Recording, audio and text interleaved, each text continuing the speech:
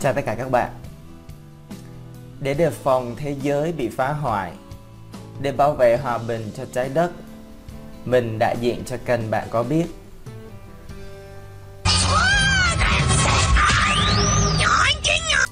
Mình là Hà Serious. Hôm nay như đã hứa, mình sẽ làm video top 10 con rồng mạnh nhất trong thế giới bí kíp luyện rồng phần 2. Phần 1 thì mình đã nói từ top 10 đến top 7, gồm Snow Wraith, Flymare, Deathsong, Screaming Death. Nếu các bạn chưa xem video đó thì có thể xem lại sau nhé. Giờ mình sẽ tiếp tục trình bày những con tiếp theo từ top 7 cho đến top 4. Thì top 7 trong bảng xếp hạng của mình sẽ gồm tới 2 con. Con đầu tiên là Screaming Death. Giờ sẽ là con còn lại trong top 7 nhé. Vị trí thứ 7, Death Gripper. Dịch nôm na là cú chích tử thần. Tên nghe hơi củ chuối, cơ mà hiện tại mình cũng không nghĩ ra được cái tên nào hay hơn. Ở vị trí này, admin cực kỳ phân vân giữa Death Gripper và Screaming Death. Tuy là theo nhận định của admin, khả năng chiến đấu của Screaming Death mạnh hơn, nhưng để tri ân phần cuối của phim bí kíp luyện rồng phần 3, admin quyết định cho Death Gripper đồng hạng với Screaming Death. Các bạn có ý kiến gì thì cứ để dưới phần comment nhé. Death Gripper là những kẻ săn mồi tàn nhẫn thuộc Lust Strike. Nhìn chung, ngoại hình của Death Gripper cứ gọi là ngầu lòi. Đầu bọ hung với một hàng gai vừa có thể phòng thủ và tấn công, đuôi bọ cạp chứa nọc độc. Hai chân trước của bọ ngựa giúp khả năng bám gắt vào con mồi tốt hơn. Bonus thêm ngà voi có thể đưa ra thụt vào tùy ý. Những đặc điểm này khiến Death Gripper có khả năng cận chiến cực kỳ bá đạo. Thông tin kích thước: kích cỡ trung bình, chiều dài 7,9m, sải cánh 9,75m, cân nặng 952,5 kg. Về kỹ năng: bắn axit. Axit của Death Gripper có thể làm tan chảy mọi thứ. Dùng nọc độc. Death Gripper thường sử dụng nọc độc của mình 3 lần. Lần 1 làm tê liệt nạn nhân, lần 2 giết chết nạn nhân, lần 3 là biến xác nạn nhân thành chất độc có thể làm tê liệt bất cứ ai chạm phải. Nọc độc của Death Gripper không làm chết ngay nạn nhân, nó chỉ khiến nạn nhân tê liệt và phải trải qua cảm giác đau đớn như bị tháo rời từng khớp xương trước khi chết. Ngoài ra, nếu muốn, Death Gripper có thể dùng nọc độc để điều khiển nạn nhân của chúng. Vì cùng hệ Strike nên tốc độ của Death Gripper có thể bắt kịp cả Night Fury nếu răng xuống sử dụng tốc độ không quá nhanh. Với tất cả những kỹ năng, sức mạnh và tốc độ đó, sẽ gần như không có một con rồng cỡ trung nào muốn đối đầu với Death Gripper. Chúng đơn giản chỉ coi những con rồng khác như những con mồi để đùa giỡn trước khi giết. Chỉ số sức mạnh theo World of Dragon: tấn công 27, tốc độ 12, phòng thủ 20, hỏa lực 12, lực hàm 16. Chớ trêu thay, điểm yếu duy nhất của Death Gripper chính là điểm mạnh nhất của chúng. Nọc độc của Death Gripper có thể được sử dụng để chống lại chúng, như trong How to Train Your Dragon 3, Grimoire đã sử dụng nọc độc của Death Gripper để điều khiển chính chúng. Vị trí thứ 6 thuộc về Skrill. Họ hàng xa của Thor là loài rồng duy nhất thuộc Lust Strike có khả năng điều khiển sét. Skrill là một trong những loài rồng bí ẩn và đáng sợ nhất sách rồng. Skrill có đôi cánh lớn, trên lưng và đuôi có những chiếc gai nhọn bằng kim loại có khả năng hấp thu sét. Đôi cánh của Skrill có thể sử dụng như một tấm khiên chặn lại vụ nổ plasma của Night Fury. Skrill có màu xanh hoặc tím giúp chúng dễ ẩn thân trong các đám mây. Thông tin kích thước: kích cỡ trung bình, chiều dài 7,9m, sải cánh 12,19m, cân nặng 816,47 kg. Các kỹ năng: cơ thể là búa thần Mjolnir. Giống như cách hoạt động của búa thần, Mjolnir Skrill tích điện từ trên không và bắn chúng vào đối thủ. Chúng có thể tích đến 4 cú bắn nếu không ở gần nguồn điện. Skrill có thể giải phóng tất cả điện trong cơ thể ra cùng một lúc, tạo ra một vụ nổ lớn, lan truyền các dòng sóng điện ra xung quanh và phá hủy mọi thứ. Còn nếu ở gần nguồn sét như những đám mây giông, Skrill sẽ được sạc liên tục và không có giới hạn nào cho các cú bắn sét cả. Tạo The Flash. Skrill hóa bản thân mình thành tia sét và bay lên với tốc độ bàn thờ. Tốc độ này nhanh hơn tốc độ âm thanh ít nhất vài lần. Chỉ trong 1 giây, chúng có thể bay vọt từ mặt đất lên tận những đám mây trên trời. Tạo lôi thuẫn. Skrill tạo ra một tấm khiên bằng sấm sét chặn đứng những cú bắn của đối phương. Với tất cả những đặc điểm và kỹ năng như trên, Skrill có khả năng công thủ toàn diện và gần như bất bại trong tất cả các trận chiến. Nếu không đánh lại thì cu cậu cũng có thể bỏ đi với tốc độ sấm sét cơ mà, ahihi. Skrill là số ít những con rồng có thể đối đầu tay đôi với Night Fury.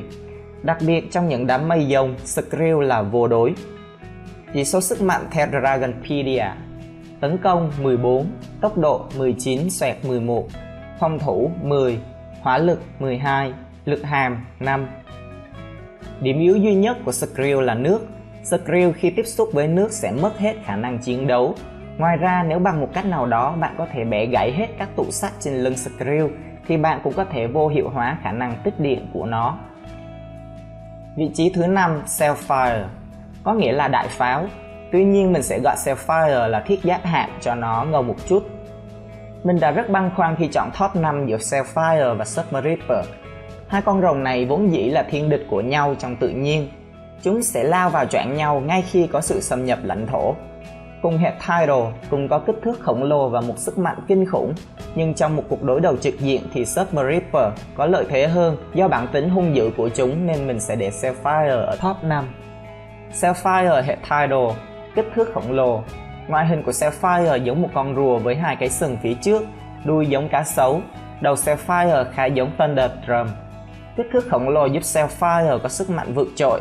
Selfire có khả năng nâng một con tàu làm hoàn toàn bằng kim loại chống rồng mà vẫn có thể chiến đấu với Submariner.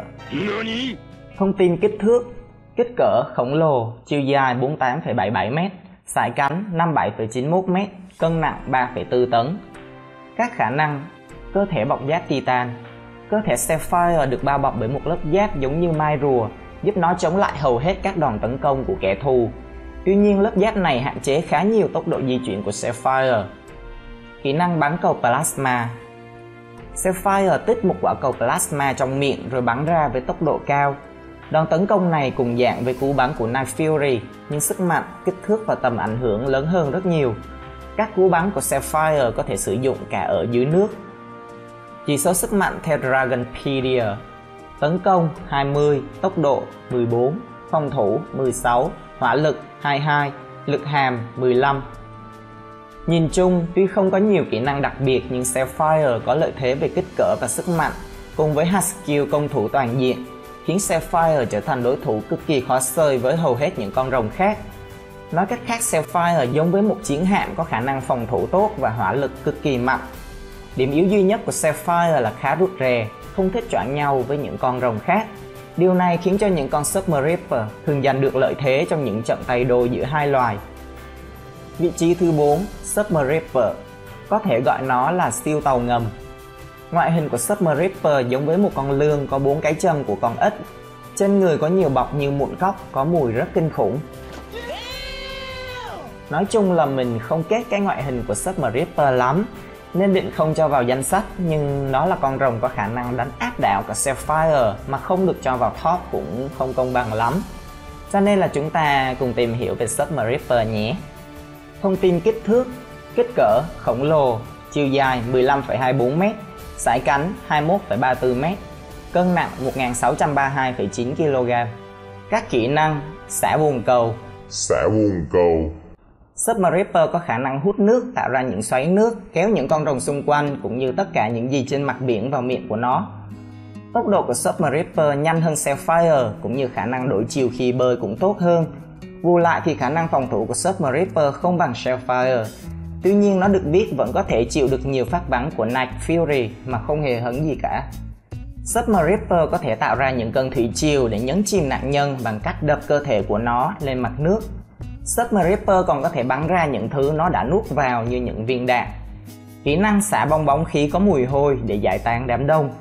Với thông tin này, mình đề nghị các cơ quan chức năng nhanh chóng vào cuộc để cách ly thanh niên này ra khỏi cộng đồng. Chỉ số sức mạnh theo Dragonpedia: tấn công 14, tốc độ 19/11, phòng thủ 10, hỏa lực 12, lực hàm 5. Mặc dù có một ngoại hình xấu xí, ăn ở thì bẩn, nhưng tốc độ, sức mạnh cũng như khả năng tạo ra những xoáy nước của Submariner là mạnh không thể tin được. Nếu không có Bewilderbeast thì sự hiếu chiến của Submariner có thể khiến nó trở thành con rồng mạnh nhất của hệ Tidal. Thật không thể tin nổi. Không thể tin nổi. Chính chúng tôi cũng không thể tin nổi khi mình làm được như vậy. Điểm yếu duy nhất của Submer Reaper là vì ở bẩn nên nó hay bị bệnh, đặc biệt là bệnh cúm rồng. Nói thế thì các thanh niên ở nhà cách ly chỉ chăm ăn với ngủ mà không chịu vệ sinh cá nhân đã biết phải làm gì rồi nhé. Em hiểu không? Đâu phải ai cũng hiểu. Em không hiểu. Ok, như vậy là phần 2 cũng đã kết thúc. Có lẽ các bạn đã có thể đoán được top 3 con rồng mạnh nhất còn lại là những con nào rồi. Video phần 3 sẽ được mình làm tiếp trong video tiếp theo. Các bạn nhớ ấn đăng ký, bật chuông thông báo để không bỏ lỡ video đó nhé. Mình sẽ cố gắng ra nhanh hơn chứ không chậm như video lần này. Còn bây giờ xin chào và hẹn gặp lại.